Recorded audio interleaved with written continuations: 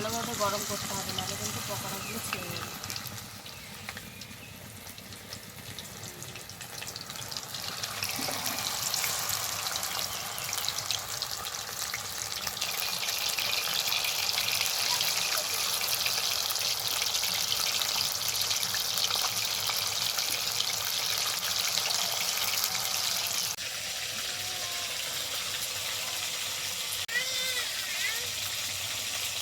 নমস্কার বন্ধুরা, RP village স্টোরির পক্ষ থেকে সকলকে জানাই অনেক স্বাগত।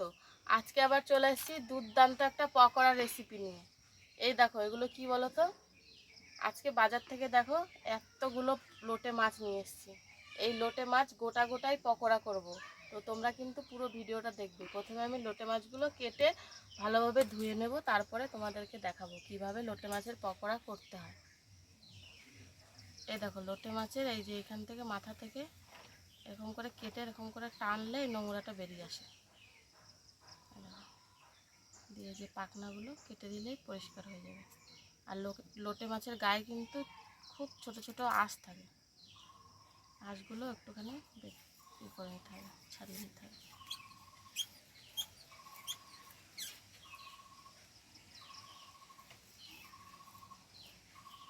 খুব বেশি আঁশ থাকে না, দু একটাই থাকে।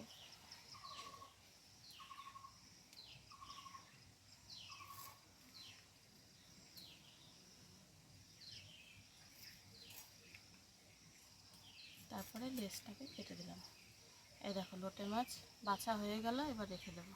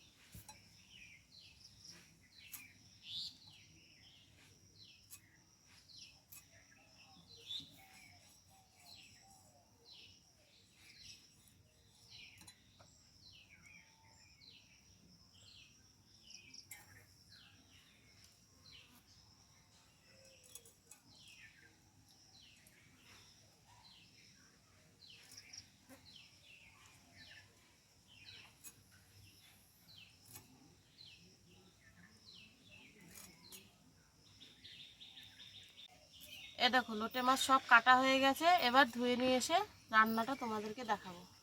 এ দেখো, লোটে মাছগুলো খুব ভালোভাবে ধুয়ে পরিষ্কার করে নিয়ে এসেছি। এবার এগুলোর এর মধ্যে কিছু মশলা আর বেসন মাখিয়ে নেব, ঠিক আছে?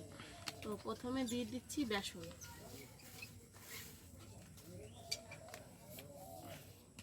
তারপর ওপর থেকে দিয়ে দিচ্ছি জিরে গুঁড়ো, ধনে গুঁড়ো, গরম মশলা গুঁড়ো আর লঙ্কা গুঁড়ো। দিচ্ছি পরিমাণ মতো হলুদ গুঁড়ো, নুন, এখানে আছে আদা আর রসুন বাটা। এবার সব কিছুকে খুব ভালোভাবে মেখে নেব।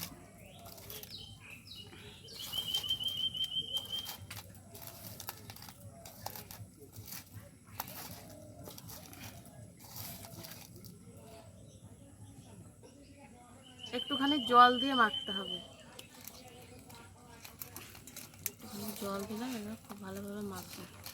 অল্প অল্প করে জল মেশাবো আর মাখতে থাকবো।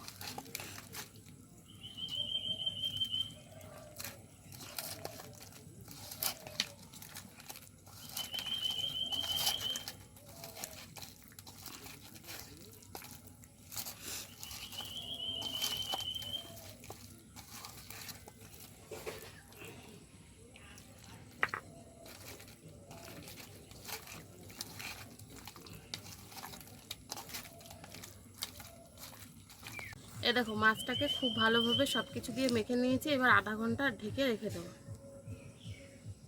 15 মিনিট মাছটা মেখে রেখেছিলাম। এবার মাছগুলোকে ভেজে নেব। তার জন্য কড়াইতে দিয়ে দেবো বেশ খানিকটা সর্ষের তেল।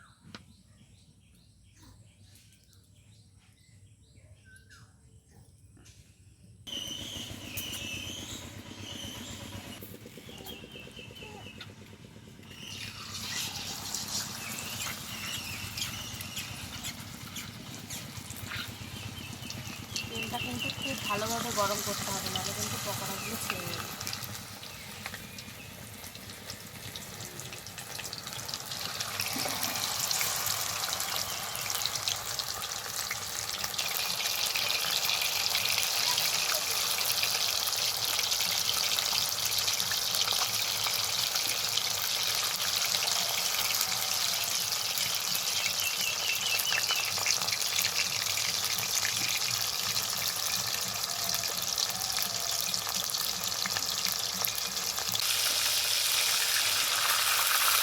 একটু ভালোভাবে ভাজা হয়ে গেছে, রেডি করে দেবো।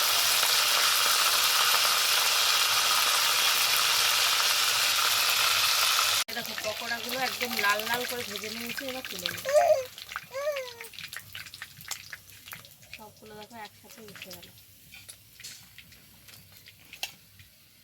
এবার বাকি পকোড়াগুলোও ভেজে নেব।